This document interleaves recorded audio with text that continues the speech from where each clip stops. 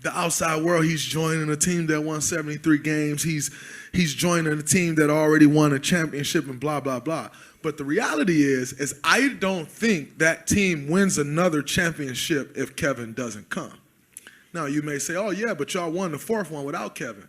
But there's a gap in there where teams started to figure us out. We would not have beat the Cavs coming back around without Kevin. And here's why. Teams have figured us out. And I personally don't think at that point Steph Curry had figured out I'm going to get a bucket whenever I want to.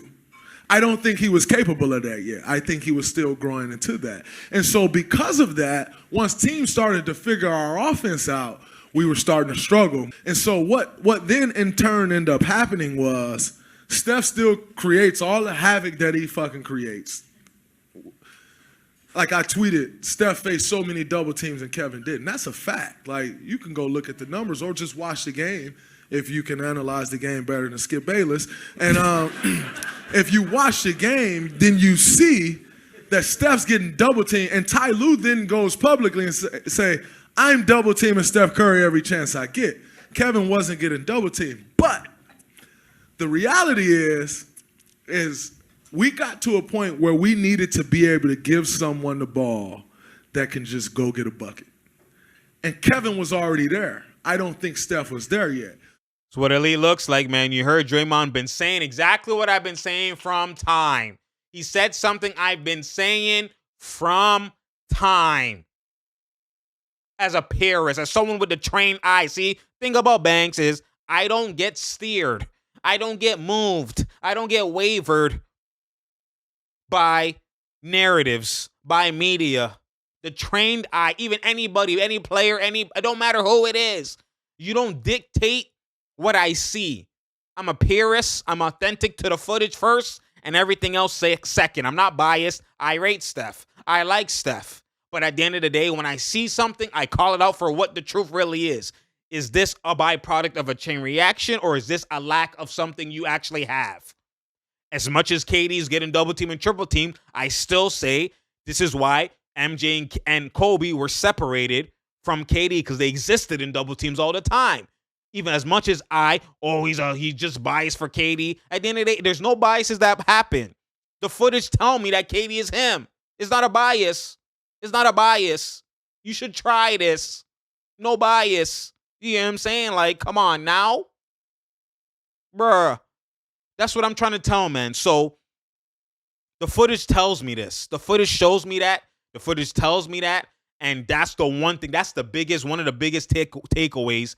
And I'm going to, again, my episode, the series that I'm doing, go pay attention to it with the KD, the truth about him. Episode 1, go check it out, obviously. But again, I have no biases. I can call out what it is, the truth and everything else first, being authentic as can be, and everything else is second.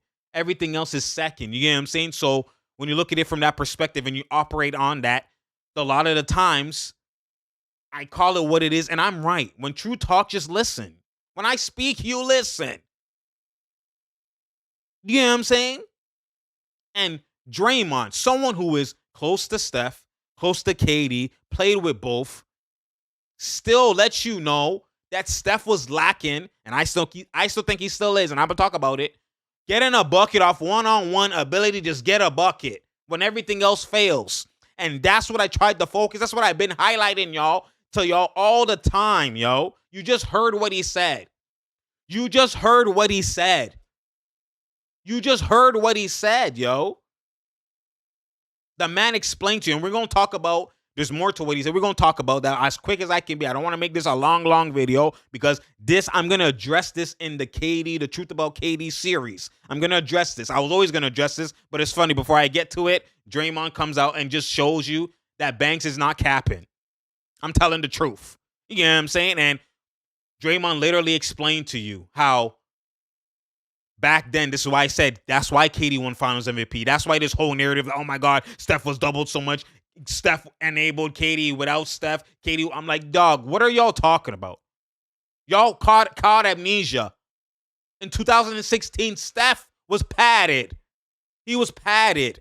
Even in 2015, He struggled somewhat with Dellavedova. Like, he was struggling. I seen some struggles, but I seen when Iguodala switched and lineup switched and they had more versatility on the floor. I still seen him have games where he was frying one-on-one. So I'm like, I even thought he should have been Finals MVP, but he didn't get it. I was irate.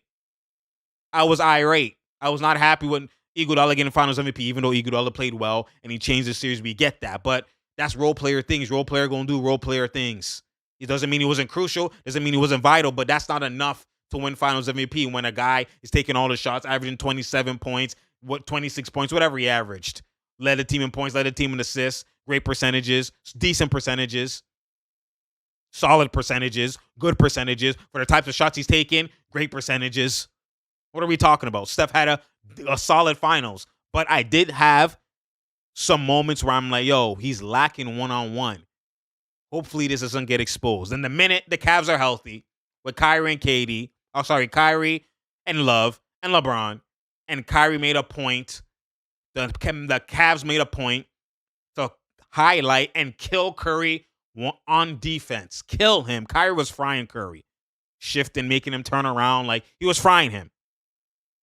I wanted the Warriors to win that series. Let's be honest. Does that mean I'm not going to understand that Kyrie was frying a man? Does that mean my eyes are going to be deceived and I'm going to lie on what my eyes see? I'm going to lie to myself from what my eyes see? No, I'm not going to do that. I'm not going to do that. Wants, and you want this team to win, you want this guy to win. Everyone has personal biases, but I remove those personal biases when I'm here. When I'm here. It's about, there's no biases when I'm here. Authentic as can be. Push the truth. That's why it's True Talks. You feel me? That's what I do first. So when you understand that, and when you believe in that, and when you're authentic to that, and that's just, I'm passionate about basketball anyway. So, like, I've studied the game, and, like, I love basketball I can't lie to myself. I can't. I'm just a purist. I actually hoop in real life. You know what I'm saying? So I'm a purist. I can't, like, you know what I mean? Mans have gone to, doing drill. Like, Mans was doing this. So I'm a purist. So I can't lie to myself on what I see. Because what I see is actually giving me knowledge and teaching myself and training myself on getting more enlightened and more in tune with the game. So why would I lie to myself because of a favor, like because of a bias? You know what I mean? If I like a guy because the game told me to like a guy, when I get new information on him sussing the runs, it's going to adjust the ratings I have for that player because of how you moved in this scenario. I thought you was this. You were isolated. You were on an island. You didn't fry this guy. I thought you were him. No. But if you're double teamed, now I just assess you in terms of, I thought you were on the Kobe level. I thought you were on the Jordan level where those guys double team did not matter. Triple team did not matter. Okay, I know that Kobe is really, really him now. You know what I'm saying? Even though I already knew. So that's more so, like, everything gets adjusted off information, off the eye test information, not just reading stats. I go to the stats after I saw the eye test to kind of confirm what did you actually shoot from the field. It confirms what I saw. Because if you shot 50% from the field on elite takes, when I already knew you were elite off the takes I'm seeing, and now you're 50%, god damn, it even makes it even more different. You know what I'm saying? Like, this is how the mans operate. This is how the hoopers operate. This is how the NBA players operate. This is why who they rate is different than who the media and fans or whatever rate. So my fault going on a tangent. You know what I'm saying? Because Draymond, I appreciate him for being as real as could be, because even though Steph Curry even just won a ring, some people may say you put a negative light on Steph. No, he's just telling the truth because y'all are killing KD for no reason. And we're going to get into it. Y'all are literally trying to tell me that my eyes are lying to me, that Steph Curry in 2016 was not padded. All they did, they didn't double him. Don't get it fooled. Don't get it fooled. They didn't double him. And when I mean they didn't, I'm saying that on a 10-play basis, he might have got trapped 1 or 2 times. But if you remove the screen, you wouldn't even get trapped. That's the answer to what Draymond is saying. Draymond is like, yo, the man got, you know what I mean? The man's getting double, whatever the case is. He's getting double more than KD. That's cap. That's cap. No man was getting double like that. No man was getting double like that. Steph Curry got trapped on screens because he gets bare screens. He doesn't score one-on-one. Bare screens, every play is a screen. He wants to kill you off of miscommunication. He wants to kill you off a mistake. I want to kill you in the drop. You play high, now I blow by the big. Like he's killing in actions, which is a skill. Like I've always said, is a skill. But if a man cuts that action off by switching everything, can you just fry? And that's what Steph lacked. So and half those traps weren't even intentional. Let's understand that. Like if you're a hooper, you know the big miscommunicated. Because I'm caught in the screen, he thought it's going to be a switch, but I'm actually, like, because I'm caught in the screen, normally it's a switch. You come up high and force the switch. And I go to the big, and boom, we switch. And then I now go to the corner. That bigger guy comes to the paint. You know what I mean? You just switch. But sometimes I fuck through the screen because I'm not just going to let the screen happen. I fuck through the screen. The big is still hedging like it's a switch, and now it becomes a trap. It's not intentional. Even though Ty Lue said we would trap him, he's saying at times, yes, they would. Obviously, situation on the court, position on the court, if it's from half, because now when you pass to Draymond, he's not shooting a three. So depending who's involved in it, etc. Like this is called player personnel. This is called point of emphasis. You know what I mean? This is tendencies depending on who, KYP, right? This is a lot of thinking that goes into the game. But it's not the way people say, oh, he's getting double. That's not a double, fam. That's a trap. A double is you're such a threat that we don't even want you to one-on-one. We're going to double you. We're going to send it to you. That's a double. A trap, you needed help to get open. So I'm not going to allow that. Trap you, nigga. Do you understand what I'm saying to you? That's a trap. He's using the screen to get open, which is not, again, it's not wrong. But they trap. Don't complain about a trap if you're using the screen to get open. Wave off the screen, and I promise you there's no double. Do you see what I'm saying? So now in the finals, they switched everything. He was getting patted by K-Love. He was getting patted by Tristan Thompson. Like, he was actually getting patted, and that's part of the reason, the main reason why they lost the 3-1 lead. Chucking threes from Egypt, Kablunski. He lacked the one-on-one ability. Draymond knew, teams know, even versus OKC, even though they came back from 3-1 because Clay went nuclear.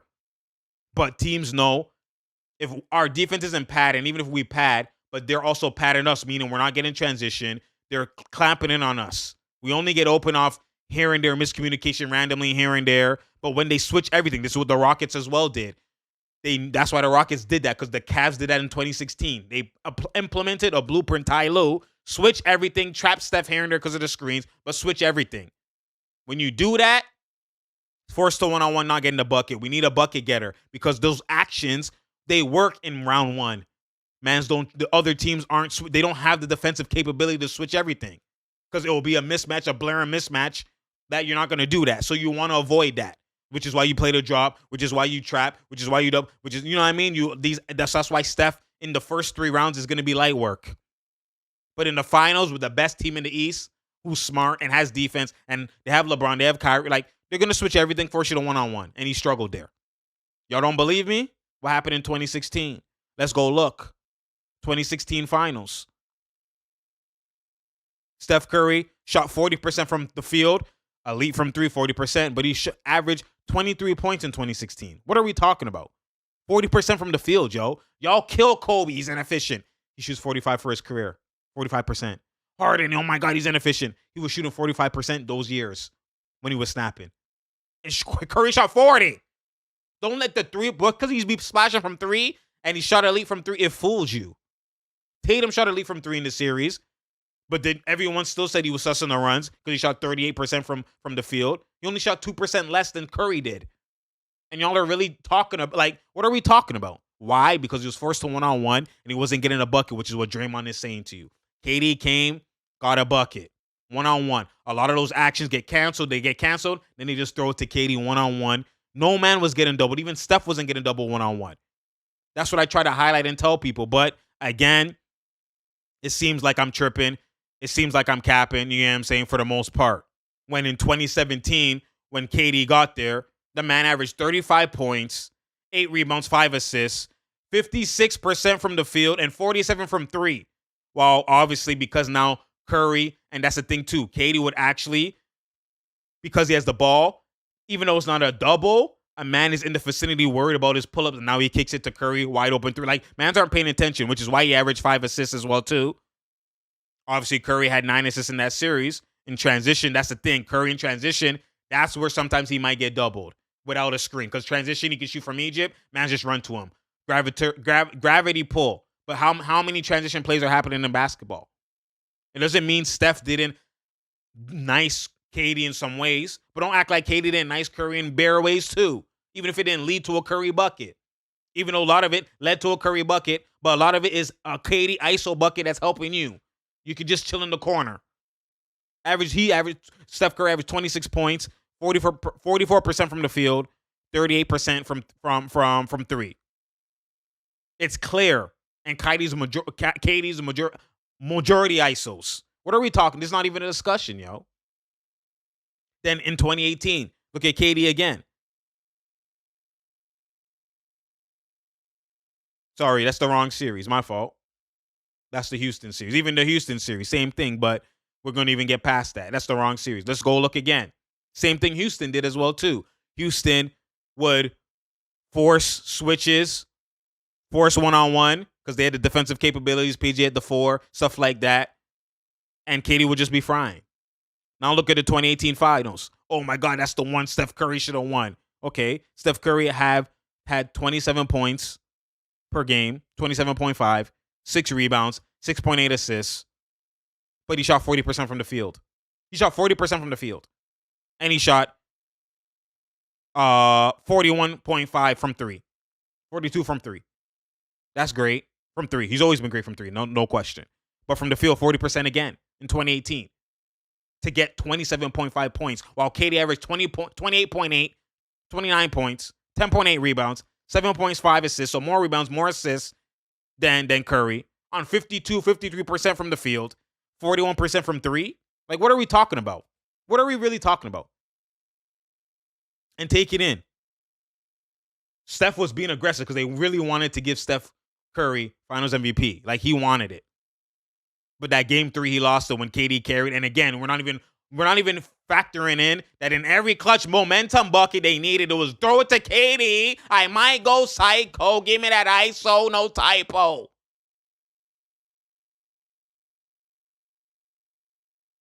Come on now, yo. What are we talking about? Look at here. Field goal attempts. KD shot 76 field goal attempts the whole series, while Steph Curry had 92. So we had more field goal attempts.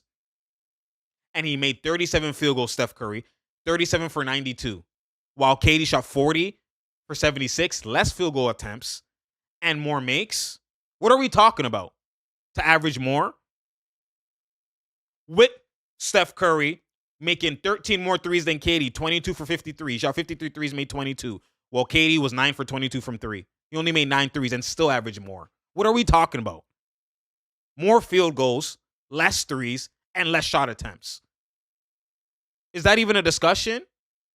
More assists, more. Come on now. I don't want to hear no. Stop it. Stop disrespecting the man. It was Steph's bus. Steph was the bus driver, and he came to a pit stop. He crashed through the wheel bust. KD came out of nowhere from CAA, fixed the tire, put it together, and said, "Move, fam. Go rest in the passenger. I'm gonna drive the bus for the rest of the route." That's what happened. That's what happened. He took the man's bus. That's what he did. He said, "Move." What are you doing, yo? Like, and you have to think about it too.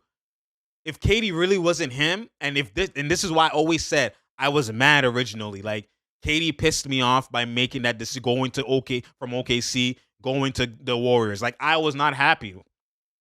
I was not happy because I know KD is him. I was not happy.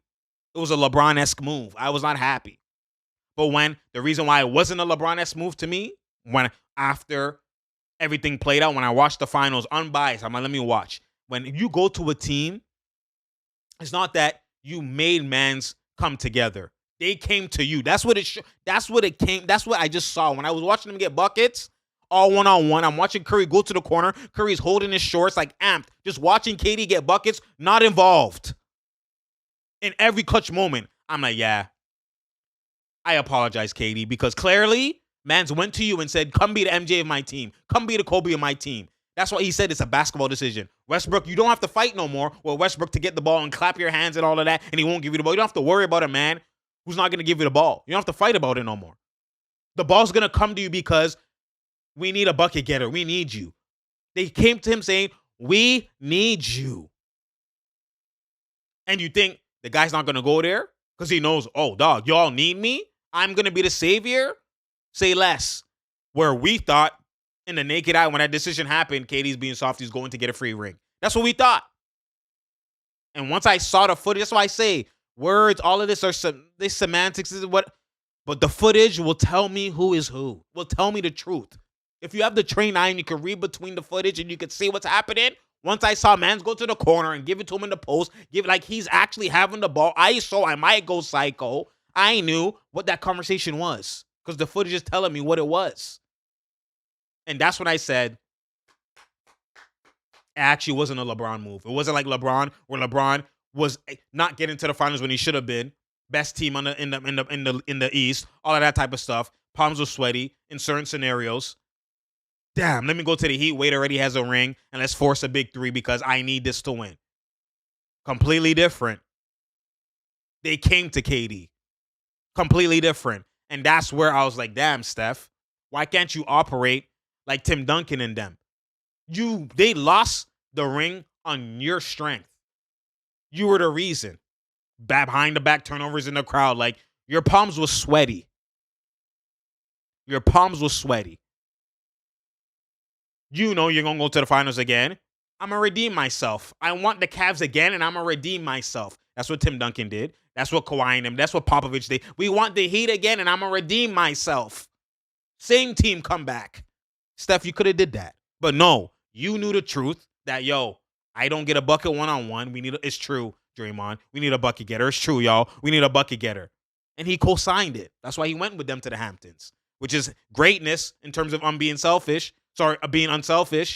But, you know, as the purists, watching the Kobe's, watching the MJs, watching the KDs, as those guys, I'm like, yo, Steph, you had a time to be like, yo, forget that shit.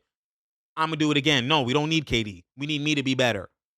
And that's where people don't see it like how I see it. But that's where I saw it like that. And I said, wow, Steph, say a word. But that's not, you know what I mean? I won't even bring that up fully because, you know what I mean? I'm going to tread lightly because they'll come for me because, you know what I mean? The purists, you know what I mean? The purists know about that. That's how if you're him, that's the line of thinking you go with. You know what I'm saying? So you add that to that context. I already knew that. Like, come on now. You can't steer me wrong. Media, you can't steer me wrong when I saw the footage. And now there's people, oh my God, it doesn't matter. He won a ring after now KD left. Yeah, he did. But was that versus the same Cavs team that applied that philosophy defensively? Remember, I'm analyzing Steph versus a specific defensive scheme that everybody in the finals, the Cavs implemented in all those finals. Even the Raptors implemented it as well, too, with a little bit of awkwardness and, you know, boxing one, but someone's guarding him one-on-one for the most part. You know what I'm saying? Struggle. You know what I'm saying? You know what I'm saying? So when you look at it from that perspective, like, this ring now, there's no coincidence why the best finals he's ever had, the best shooting percentages Steph has ever had, and it's not a knock against Steph, it's just reading the footage and telling the truth. It's no coincidence that this was the first time ever in NBA Finals history for Steph that he's been guarded in a drop coverage. He's been left wide open. He literally was not guarded the same for the first 4 games. In Game 5, he was guarded with an extended drop, but no, they didn't switch everything. The only time they switched everything was last quarter of Game 6. Now when he's comfortable, when he's hot, when he's killed for a whole 5 games, now you want it for the last quarter when the game is done already, up 20, up 15. They're making a little bit of comeback. Now we're going to switch everything. Obviously, he's going to fry Horford now. He's confident. He's comfortable. He smells the ring. Like, that's a different kind of context. I said from jump, switch everything like they always did, and he will struggle. So we still, even though Draymond is saying he's a different guy, he can now get a bucket one-on-one. He's stronger, which is rightfully so he's stronger. But you didn't really see him one-on-one in the same context that he was given before. His one-on-one came when he was already confident. He was already a different monster. He's a different demon. Like, he already been killing in the drop wide open. Like, come on now, go watch the footage. Don't worry, we're going to pay attention to one of these episodes with the KD. He's going to sneak in there. He's going to sneak in there that I'm going to do. But, like, y'all, dog, come on. Y'all got to have the trained eye. You get what I'm saying? Anyways, it's true talks are true talks. Draymond didn't lie. Draymond confirmed what I've been saying from time, and y'all been trying to come. Like, come on now. Let's not do this. Let's not do this. My eyes work. Even though Draymond is saying some things that align with me truthfully, there's some things that he's saying is cap that I just debunked with the traps. Like, you gonna see it, and that's the thing. The stat sheet will say double. As long as 2 men is on you in certain proximity, within feet, whatever, it's called double. But if you watch the footage, it's a screen, and he's not just doubled without no screen. There's 2 different definitions. If you hoop, you know. But I mean, this is a Paris conversation. A lot of the majority's not gonna see it like that. They can't see, they just see double. They just see 2 men on Steph. That's all they see. Only time he mainly gets double with no screen is transition. That's definitely valid. But how many transitions happen in an NBA game out of all those field goals, out of all those possessions? How many is transition? Come on, let's have a real conversation, yo. And this is not that Steph Curry is anus or anything like that, or he's not elite. He's elite, but there's levels to it. There's levels to it. Stop disrespecting KD. He was the reason when he got there. All right? End of discussion. Draymond knows. Everybody knows. It's only you Steph fans and you LeBron fans and all you other fans, whatever fans that are biased, that argue this, which is a lot of fans. Majority, actually. Because the Paris is a small few. You know what I'm saying? But this is what I do. It's True Talks. Share, like, and subscribe. We out here. There's no down here. There's no jaw here. You feel me? I appreciate y'all. You already know. Spread the word. Share, like, and subscribe. Like I said, tell a friend to tell a friend to tell a friend. You feel me? I appreciate y'all. You already know. And I'm out, man.